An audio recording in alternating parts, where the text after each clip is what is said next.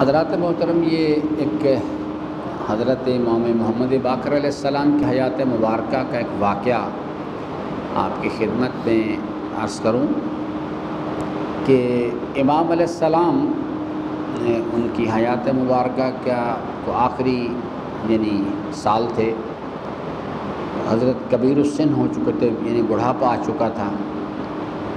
تو ایک روز اپنے گھر سے نکلے اور چاہتے تھے کہ وہ جائیں اور جا کے وہ کچھ ان کی زمین وغیرہ تھی، اس زمین کی دیکھ بھال کریں، اس کی نگرانی کریں، دیکھیں کہ وہ جو حضرات ملازمین وغیرہ ہے وہ صحیح کام کر رہے ہیں یا نہیں کر رہے ہیں۔ تو حضرت اپنے گھر سے نکل کے تشریف لے جا رہے تھے اس سمت کی طرف، تو ایک اہل سنت کے عالم دین جو ہیں ان سے ملاقات ہو گئی۔ انہوں نے یہ امام علیہ السلام سے علیق سلیق ہوئی، اور پھر انہوں نے کہا کہ آپ کہاں تشریف لے جا رہے ہیں؟ تو امام علیہ السلام نے بتایا کہ میں اپنے جو زمین ہے، کھیت وغیرہ، ان کے دیکھ بھال کے لیے جا رہا ہوں۔ گرمی کا موسم تھا، تو اس نے کہا کہ فرزند رسول، اتنا دنیا کی طمع جو ہے اچھی چیز نہیں ہے۔ تو امام علیہ السلام نے کہا کہ اتنا گرمی کا وقت ہے، آپ جناب فصلوں کی اپنے دیکھ بھال کے لیے آپ جا رہے ہیں، ایج آپ کی اتنی ہو چکی ہے۔ تو امام علیہ السلام نے جو جواب ارشاد فرمایا وہ میں آپ کی خدمت میں عرض کرنا چاہتا ہوں۔ امام نے فرمایا کہ اگر اللہ تبارک و تعالی مجھے اس وقت موت دے دے تو میری موت شہادت کی موت ہے، اس لیے کہ میں اپنے گھر سے جو نکلا ہوں کسی نفس کی خواہش کی تسکین کے لیے نہیں، میں چاہتا ہوں کہ کسب معاش کروں، میں چاہتا ہوں کہ جو اس کے ذریعے سے اللہ نے جو مجھ پر ذمہ داریاں ڈالی ہیں، اپنی عزت نفس کو مجروح ہونے سے بچاؤں، اولاد کی ذمہ داری ہے، بیوی کی ذمہ داری ہے، ماں باپ کی ذمہ داری، ان ذمہ داریوں کو پورا کروں۔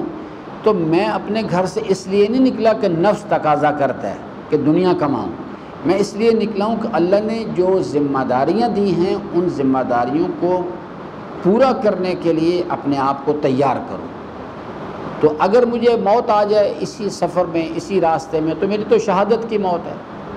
تو اب میں جو آپ سے عرض کرتا ہوں نا کہ یہ چیز جو ہے کہ شہادت ایک بڑا وسیع مفہوم ہے۔ جو لوگ اپنے گھروں سے نکلے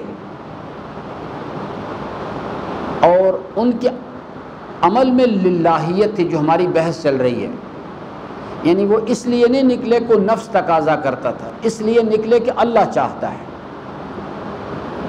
پھر اللہ کے بتائے ہوئے طریق پر نکلے، اور مطلوب بھی اس پورے عمل سے تک اللہ کو راضی کریں۔ اگر اس دوران کسی وقت بھی اسے موت آ جائے گی، وہ اس کی موت شہادت کی موت ہے۔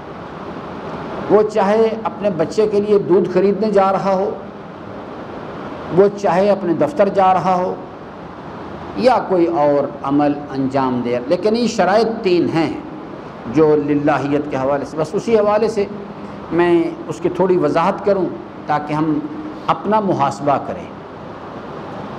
للہیت کے حوالے سے 3 شرائط یاد رکھیں، کیونکہ عمل اور چیز ہے اور للہیت اور چیز ہے۔ عمل سب ہوتے ہیں، نماز میں ایک گفتگو کر رہا ہوں، یہ بھی عمل ہے، لیکن کیا یہ اس میں للہیت ہے یا نہیں، یہ ایک علیحدہ بحث ہے۔ ابھی ہم سب نے نماز پڑھی ہے، یہ ایک عمل ہے، لیکن کیا یہ عمل صالح ہے، یہ ایک ڈیبیٹیبل میٹر ہے، اس کو پرکھنا پڑتا ہے۔ جیسے آپ بازار جاتے ہیں نا، تو آپ نے مالٹا خریدنا ہے، تو آپ مالٹا اٹھا کے اسے اچھی طرح سے دیکھتے ہیں، آگے پیچھے کر کے، اچھا یہ کیا چیز ہے، یہ گلا ہوا تو نہیں ہے، اس میں کوئی خرابی تو نہیں ہے، کچا تو نہیں ہے، زیادہ تو نہیں پک گیا، آپ اس کو اسی طرح سے ہم عمل انجام دیتے ہیں۔ پہلے ایک خیال آتا ہے، خیال کو پرکھا جاتا ہے انسان کے، یہ میرے فائدے میں ہے یا نقصان میں ہے، یہ اس کی اسے گرل کرتا ہے انسان. پھر جب اس کی عقل اس نتیجے پر پہنچتی ہے کہ یہ میرے فائدے میں ہے، پھر انسان اس کا ارادہ کرتا ہے، اور ارادہ پھر عمل کی شکل میں ڈھلتا ہے. یہ پورا پروسیس ہر انسان اس پروسیس سے اپنے آپ کو گزار رہا ہے. چیز جو ہے عمل تو ہے، لیکن کیا وہ عمل صالح ہے؟ کیا اس میں للہیت ہے؟ یہ ہے اصل $1,000,000 کویسچن، جہاں ہم نے گزشتہ بات چھوڑی تھی. تو مثال جو ہے کہاں سے دوں؟ اپنی دوں یا آپ لوگوں کی دوں؟ کہاں سے دوں؟ چلیں میں اپنی مثال دیتا ہوں. نہیں گھبرائیں نہیں، کوئی بات نہیں، میں اپنی مثال دیتا ہوں. ڈرے وہ آدمی، میرا موبائل ہر وقت ایسے پڑا ہوتا ہے، میں نے کبھی اس پر کوئی کوڈ وورڈ نہیں لگایا آج تک، جو مرضی اٹھا کے دیکھ لیں. جب انسان جس سے ڈرنا چاہیے اس سے کوئی چیز چھپا نہیں سکتے، تو مخلوق نے میرا کیا کر لینا ہے؟ مخلوق کیا کر سکتی؟ وہ اپنے نفع و نقصان پہ قدرت نہیں رکھتے، انہوں نے مجھے کیا نقصان پہنچانا ہے؟ عزت اللہ کے ہاتھ میں، ذلت اللہ کے ہاتھ میں، رزق اللہ کے ہاتھ میں، موت اللہ کے ہاتھ میں، حیات.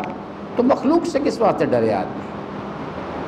ہاں انسان مخلوق اپنے اعمال سے ڈرتا ہے اصل میں.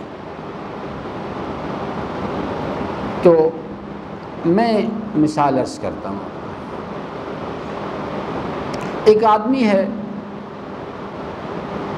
وہ مجلس سننا چاہتا ہے. اب مجلس پڑھنا بھی ایک عمل ہے، مجلس سننا بھی ایک عمل ہے. مجلس سننا چاہتا ہے. اب ظاہری طور پر تو یہ بہت اچھا عمل ہے. کیوں جناب؟ اچھا عمل ہے نا. یہ کتنا ثواب ہے اس کا؟ ڈھیروں ڈھیر ثواب ہے. ایسا ہی ہے ماشاء اللہ. لیکن یہ ثواب کب مرتب ہوگا؟ صرف عمل سے مسئلہ حل نہیں ہوگا. اب ایک صاحب ہیں، وہ مجلس سننا چاہتے ہیں، تو پہلی شرط جو ہے وہ کیا ہے للہیت کے لیے؟ کہ اس عمل کا ارادہ میں اس لیے کروں، اس لیے نہیں کہ میرے کزن کے گھر میں مجلس ہو رہی ہے تو، یا میرے بھائی کے گھر میں مجلس ہے تو مجھے جانا چاہیے، اگر میں نہیں جاؤں گا تو وہ ناراض ہو جائے گا، یا اگر میں جاؤں گا تو وہ راضی ہو جائے گا اور امکانات ہیں کہ اس سے کچھ فائدہ پہنچ جائے. تو اگر ان میں سے کوئی بھی ایک فکر مجھے آمادہ کرتی ہے اس کام کے لیے کہ میں اس مجلس میں شرکت کا ارادہ کروں، تو یہ مجلس جو ہے یہ مخلوق کو راضی کرنے کے لیے ہے، اللہ کو راضی کرنے کے لیے. مجلس میں نے وہی سن لی جا کے. لیکن جیسے یعنی ہمارے جو اسٹوڈنٹس ہیں،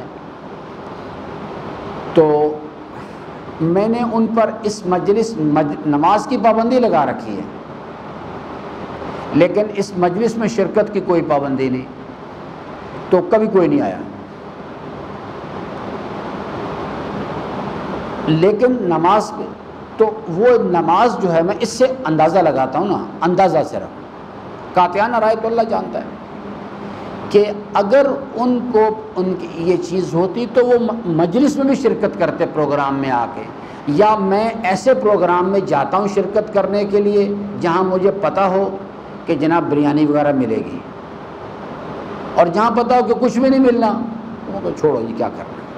تو اب مجلس جا کے بیٹھنا عمل تو ایک ہی ہے سارا، لیکن ایک ہے کہ شکم تقاضا کر رہا ہے، ایک ہے کہ مخلوق کو راضی کرنا چاہتا ہوں. تو یہ عمل جو ہے للہیت کی پہلی شرط ہی ختم ہو گئی. حالانکہ مجلس میں جا کے جو میرا بیٹھنا ہے، چاہے میں بھائی کو راضی کرنے کے لیے بیٹھوں، چاہے ایک پلیٹ بریانی کھانے کے لیے بیٹھوں، یا اللہ کے لیے، ایک طریقہ کار تو ایک ہی ہے، اس میں تو کوئی فرق نہیں. اب آپ کس لیے تشریف لائے، آپ کیسے، یہ سب آدمی کو خود پتہ، آدمی کو یا اللہ جانتا ہے یا وہ ذوات مقدسہ جانتی ہیں جن کو اللہ نے علم دیا ہے، اور یا پھر انسان خود جانتا ہے. ٹھیک ہے جی. تو پہلی چیز جو ہے وہ یہ ہے کہ جناب وہ عمل تو ہے، ظاہری طور پر تو مولا کی مجلس ہو رہی ہے، لیکن میں کیوں، مجھے وہاں لے جانے والی ڈرائیونگ فورس کیا ہے؟ اگر میں اس لیے جاؤں کہ اللہ چاہتا ہے تو پہلی شرط پوری ہو گئی. لیکن یہ وہ لوگ اللہ کے لیے ارادہ کریں گے جن کا ایمان ہے.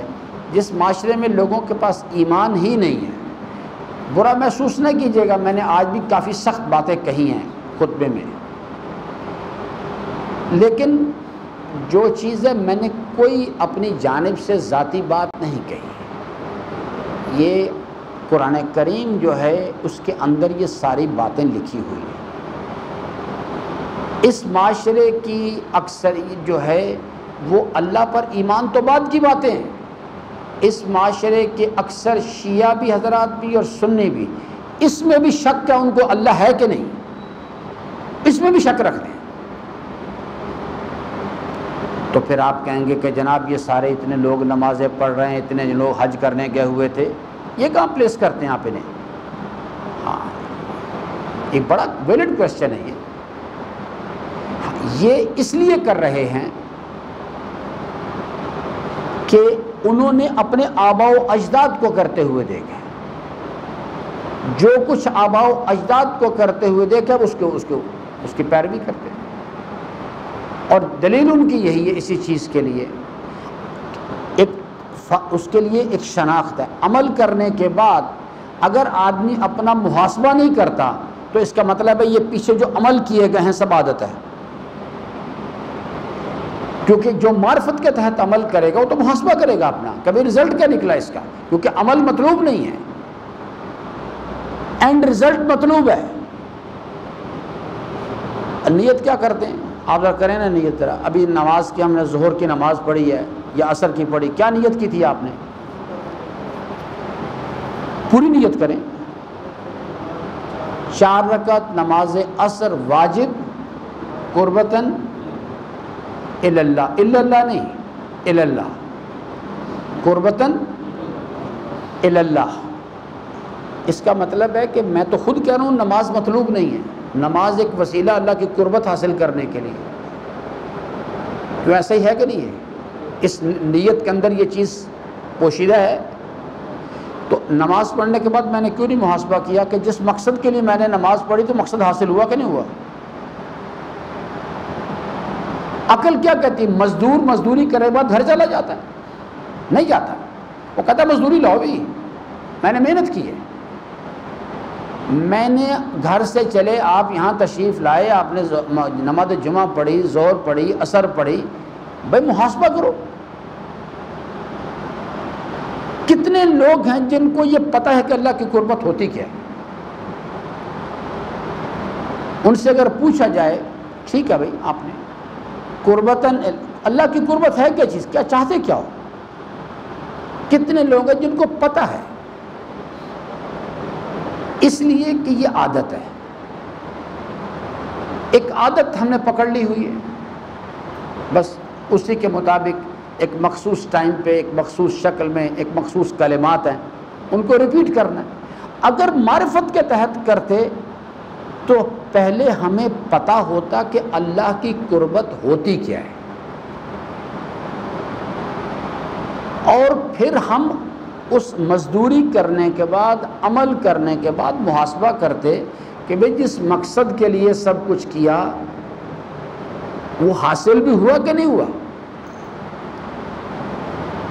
اور اگر حاصل نہیں ہوا تو یہ تو بڑی پریشانی والی بات ہے کہ لوگ اتنا لمبے فاصلے طے کر کے آتے ہیں، دور دور سے گھروں کو چھوڑتے ہیں، وقت خرچ کرتے ہیں، پیٹرول خرچ کرتے ہیں، سب کچھ، اور آگے یہاں پر آپ نے نیت کی 4 رکعت نماز عصر واجب قربتاً اللہ، اور پتہ ہی نہیں کہاں چلی گئی. اگر میں محاسبہ نہیں کر رہا تو اس کا مطلب ہے کہ میں نے یہ عمل سارا عادت کے تحت کر رہا ہوں. اور محاسبہ جب کر سکوں گا جب انسان جو ہے اس کو پتہ ہوگا کہ اللہ کی قربت کیا ہوتی ہے. کوئی صاحب بتائیں گے اللہ کی قربت کیا سے مراد کیا چیز ہے؟ جبکہ ہمارے امام تو فرماتے ہیں کہ اللہ تعالیٰ کی ذات لامکان ہے اور لامحدود ہے. اس کے ساتھ نہ زمانی قربت حاصل کی جا سکتی ہے نہ مکانی قربت حاصل. اب کیا کریں؟ یہ اہل سنت کا نظریہ ہے. بعض برادران کا، بعض تو سمجھتے ہیں بات کو کہ یعنی ہم سمجھتے ہیں کہ اللہ تعالیٰ شاید خانہ کعبہ میں تشریف فرما ہے. یہ بعض برادران کا نظریہ ہے کہ رویت ظاہری کے بحوالے سے کہ جب ہم جائیں گے تو اللہ تعالیٰ اپنا دیدار کرائے گا آخرت کے منازل میں. اللہ تعالیٰ کی ذات لامحدود ہے، لامکان ہے، وہ خالق الکیفیات ہے. یہ آج بھی ایسے ہی ہے اور آج کے بعد جب ہم آخرت کے منزل وہاں بھی ایسا ہی ہے. جیسے آج اپنے علم و قدرت سے کائنات کا نظام چلا رہا وہاں بھی چلائے گا. ہم اللہ کی قربت حاصل کرنا چاہتے ہیں. یہ نیچے مانا جا رہا تھا جی.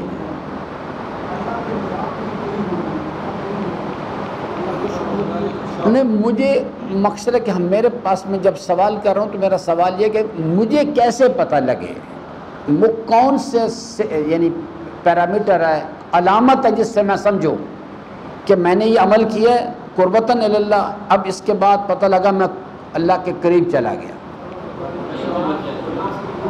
جی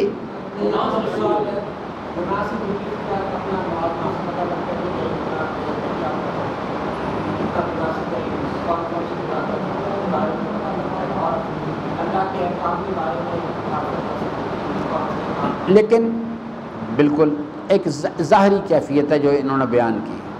سوال یہ پیدا ہوتا ہے کہ اس کا مطلب ہے کہ جو ظاہری طور پر ابھی تو پھر میں نے جو خطبہ جمعہ میں جو کچھ عرض کیا، بہت سارے لوگ ہیں وہ یعنی ظاہری طور پر ان گناہوں سے اجتناب کرتے ہیں، لیکن اصل اللہ کے ساتھ قربت ظاہری کیفیات میں جو ممتاز صاحب نے کہا یا اس برادر نے کہا، یہ ایک ظاہری کیفیات ہے. اللہ کے ساتھ قربت کا سفر بیرون میں نہیں اندرون میں ہوتا ہے. اللہ کے ساتھ جو قربت ہے نہ زمانی کی جا سکتی ہے نہ مکانی کی جا سکتی. انہوں نے نظام کا ذکر کیا ولو اس میں کوئی شک نہیں کہ اللہ کے نظام کی طرف رجوع کرنا، جن امور سے اس نے منع کیا ہے ان سے دور چلے جانا، اور جن کو اختیار کرنے کا تقاضا کیا انہیں اختیار کرنا، یہ ایک علامت ہے اس چیز کی کہ یہ. لیکن جو بعض اوقات ایسا ہوتا ہے کہ انسان ظاہری کیفیات میں کر رہا ہوتا ہے لیکن اندرونی کیفیات میں نہیں ہو رہا ہوتا. ظاہری کیفیات میں تو کرتا ہے.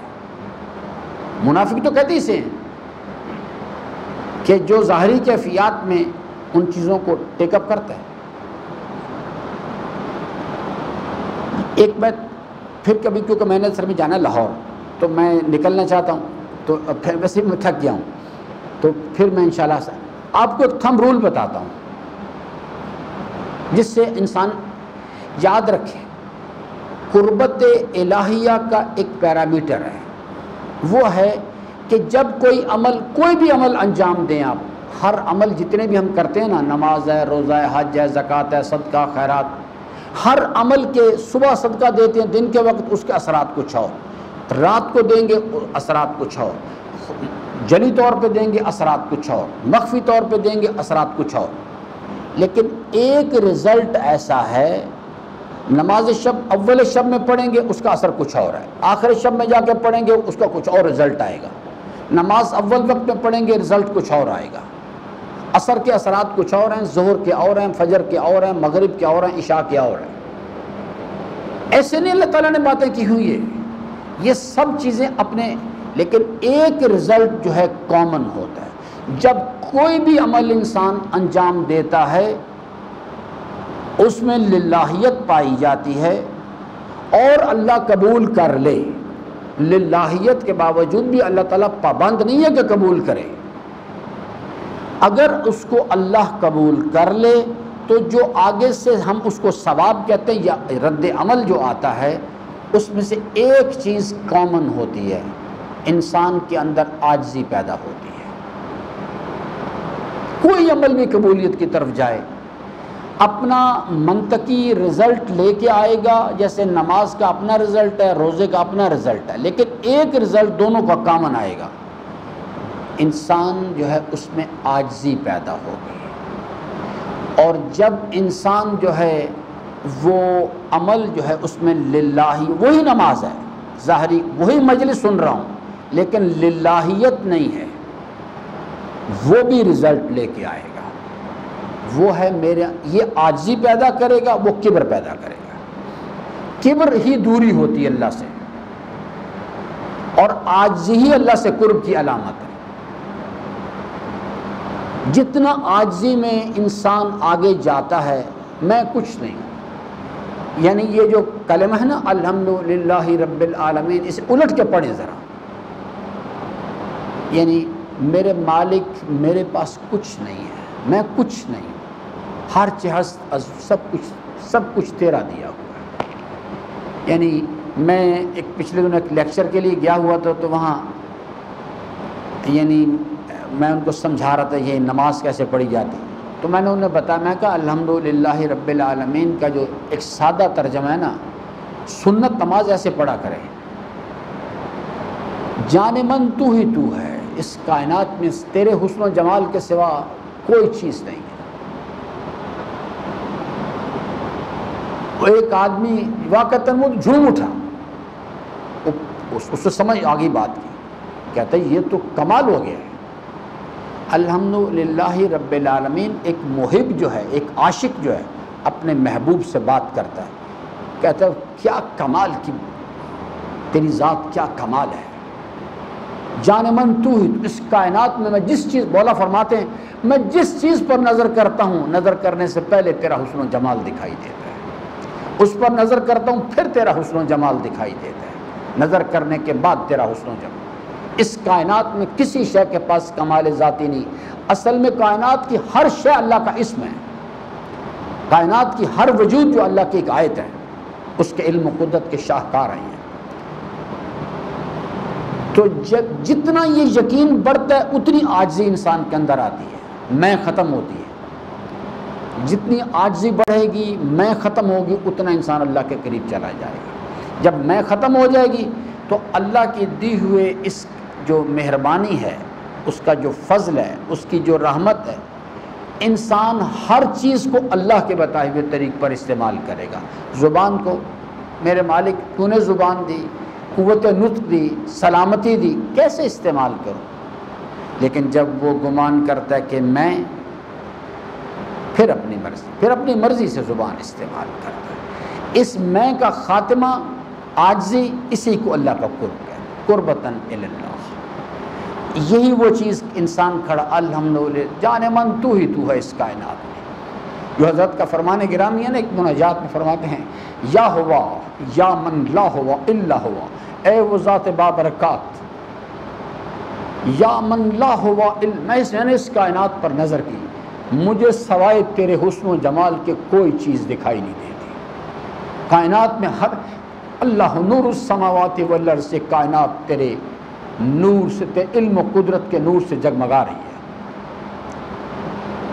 یہ میرے عزیز، اس کو قربت، جب میں جاتا ہوں مجلس وہی ہوتی ہے، لیکن میں جا کے غضنفر تونسوی کی مجلس میں بیٹھتا ہوں، اور وہاں پر تو میرے عزیزان مجلس تو وہی ہے، لیکن میں نے اس مجلس کے، چاہے میں اللہ کے لیے نکل کے جاؤں، لیکن مجھے اگلا سٹیپ بتایا گیا تھا کہ میں نے اس عمل کو اللہ کے بتائے ہوئے طریق پر کرنا ہے، اپنی مرضی سے نہیں کر سکتا۔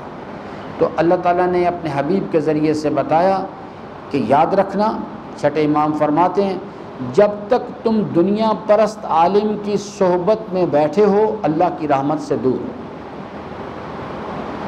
اب میں نے غلطی یہاں کی ہے، آ کے گھر سے تو نکلا تھا، لیکن میں نے جس محفل میں جا کے بیٹھا، یہ اللہ نے اس طریقہ کار کو اجازت نہیں دی تھی۔ میں اپنی مرضی سے یہ نہیں کہتا کہ مولا کا، ہر آدمی مولا کا ذاکر نہیں ہوا کرتا، شیطان بھی کبھی مولا کا ذاکر ہوتا ہے. تو میں اپنی مرضی سے یہ بھی انتخاب نہیں کر سکتا، میں نے ادھر سے پوچھنا کس کی مجلس سنوں جا کے. تو اللہ تعالیٰ کا کام یہ نہیں کہ راول پنڈی کے لوگوں کو، افضال صاحب کو بتائے، آپ کو بتایا کہ یہ فلاں، نہیں، اس کی ذمہ داری ہے اپنے پیغامبران کے ذریعے سے معیار شناخت کروا دے، شناخت کر، اس کے بعد آپ نے خود شناخت کرنا ہے کہ ان میں سے کون ہے جو اس معیار پہ پورا اترتا ہے. یہ میرا کام ہے. اگر میں وہ نہیں کروں گا پھر پکڑا جاؤں. اللہ تعالیٰ نے معیار بھی شناخت کوائے ہوئے، تو کوئی معیار بتائے گا معیار کیا ہے؟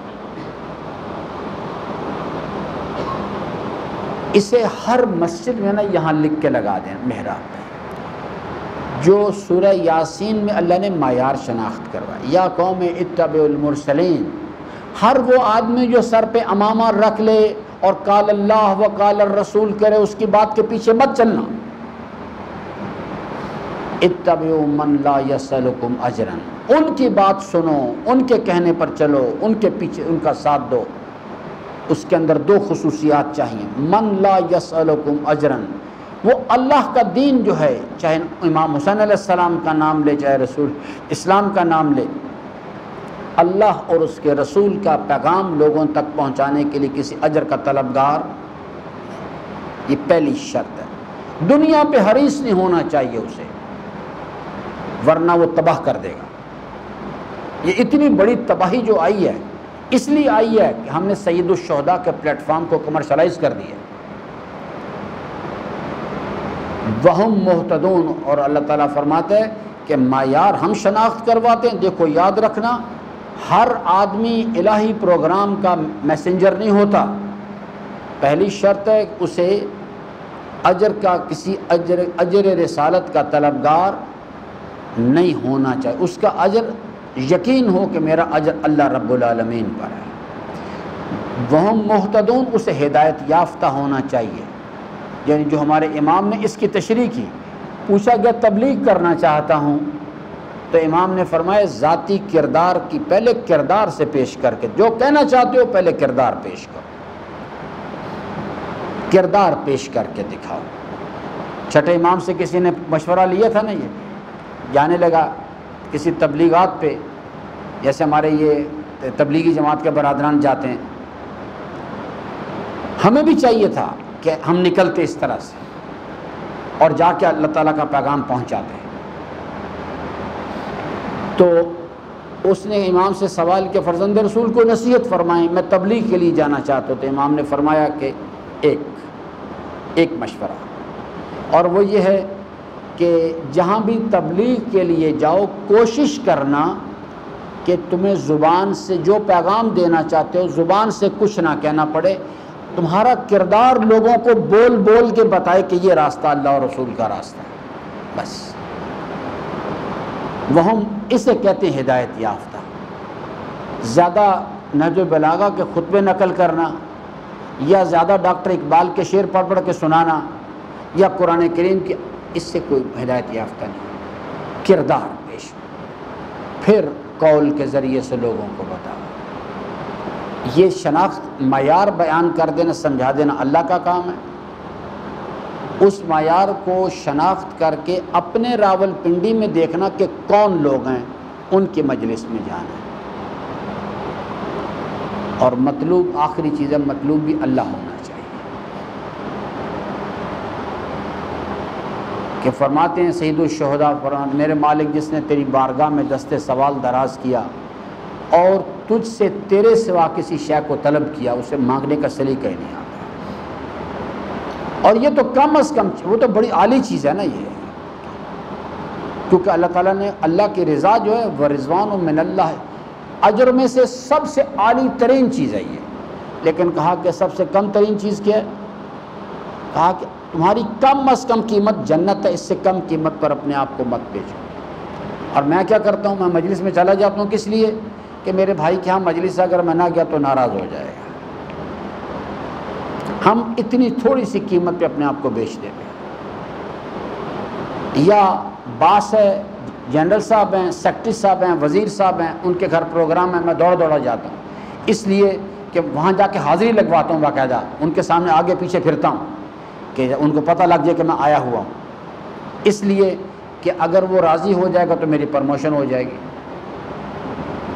کتنی چھوٹی سی قیمت کے لیے اپنے آپ کو بیچ دیتا ہوں، اسے کہتے ہیں اپنے آپ کو بیچنا۔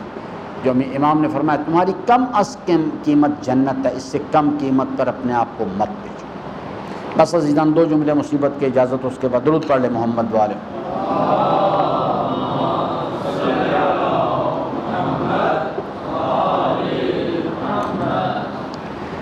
عزیزان محترم، کربلا قربانیوں کی داستان ہے۔ اللہ یعنی کربلا اصل میں یہ عشق پروردگار کی اصل میں داستان ہے۔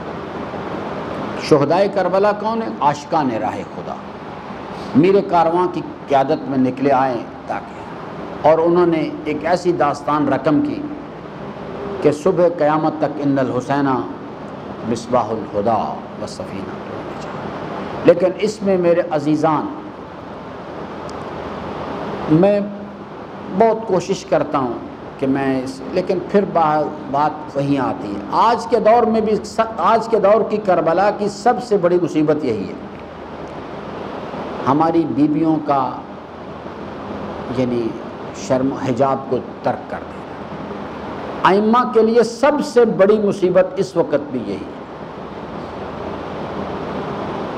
جب امام زمان علیہ السلام سے وہ عالم دین کہتے ہیں، میں نے پوچھا کہ فرزند رسول کون سی مصیبت نے آپ کو رلایا؟ کیونکہ زیارت ناہیہ میں فرماتے ہیں کہ اے میرے جد بزرگوار، میں گردش زمانہ نے مجھے بہت بعد میں پیدا کیا، میں آپ کی نصرت نہ کر سکا، مگر آپ کی مصیبت کو یاد کر کے میں خون کے آنسو بہاتا ہوں۔ تو وہ کہتے ہیں میری حضرت سے زیارت نصیب ہوئی، میں نے پوچھا فرزند رسول کون سی مصیبت ہے جس نے آپ کو خون کے آنسو رلا دیا؟ تو کہتے ہیں میں نے پوچھا کہ کیا آپ کے چچا عباس کی شہادت نے آپ کو رلایا؟ فرمانے لگے کہ نہیں۔ میں نے پوچھا کیا علی اکبر کی شہادت نے آپ کو رلا دیا؟ فرمایا کہ نہیں، علی اکبر کی شہادت۔ پوچھا کیا خود مظلوم کربلا کی مظلومیت نے آپ کو رلایا؟ فرمانے لگے نہیں، اگر میرے جد زندہ ہوتے تو یہ ایسی مصیبت ہے ہم آل محمد کے لیے کہ وہ بھی میرے ساتھ بیٹھ کے گریا کرتے۔ تو کہتا ہے میں نے پوچھا فرزند رسول پھر وہ کون سی مصیبت ہے؟ تو فرمانے لگے میری جدہ ماجدہ کا ننگے سر دربار شام لا کر کھڑا کر دیا جانا ہم آل محمد کے لیے سب سے بڑی مصیبت ہے۔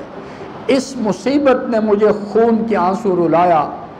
اور میرے چوتھے امام علیہ السلام جو ہیں وہ فرماتے ہیں میرا سر شرم سے جھکا ہوا تھا اور وہ ملعون بار بار پوچھتا تھا این زینب بنت علی، ان بیویوں میں علی کی بیٹی زینب کون سی ہے؟ میں اس کے ساتھ کلام کرنا چاہتا ہوں۔ اور جب کسی بتانے والے نے بتایا کہ یہ بی بی جس نے بالوں سے پردہ کیا ہوا ہے یہ علی کی بیٹی زینب ہے، میرے مولا کو اپنی بیٹیوں کے پردے کا اتنا خیال تھا کہ روایات میں ہے کہ جب حضرت کو ضربت لگی اور حضرت کو گھر کی طرف لایا جا رہا تھا، جب گھر کے قریب پہنچے تو مولا نے اپنے فرزند امام حسن علیہ السلام سے کہا تھا بیٹا حسن میرے اصحاب سے کہہ دو کہ وہ واپس چلے جائیں، میری بیٹیاں جب مجھے اس حال میں دیکھیں گی تو ان کے گریے کی آواز بلند ہوگی۔ میری غیرت کو یہ بات گوارا نہیں کہ میری بیٹیوں کے گریے کی آواز میرے اصحاب کے کانوں تک پہنچے۔